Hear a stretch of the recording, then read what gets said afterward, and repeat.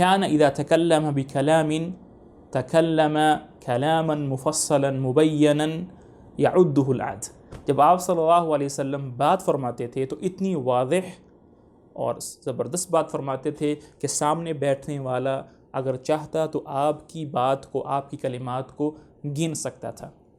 وَلَيْسَ بِحَذٍّ مُسْرِعٍ لَا يُحْفَظُ، آپ صلی اللہ علیہ وسلم اتنی تیزی کے ساتھ بات نہیں فرماتے تھے کہ سمجھ میں ہی نہ آئے۔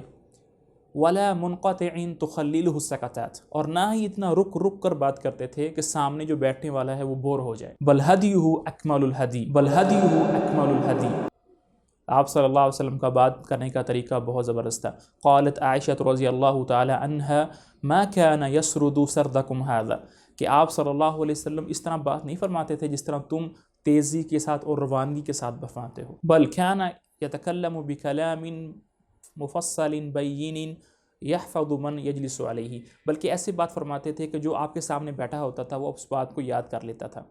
وَكَانَ كَثِيرًا مَا يُعِيدُ الْكَلَامَ ثَلَاثًا، آپ صلی اللہ علیہ وسلم ایک بات کو تین بار بھی ارشاد فرماتے تھے، لِيُعْقَلَ عَنْهُ، تاکہ وہ بات سمجھ جائے۔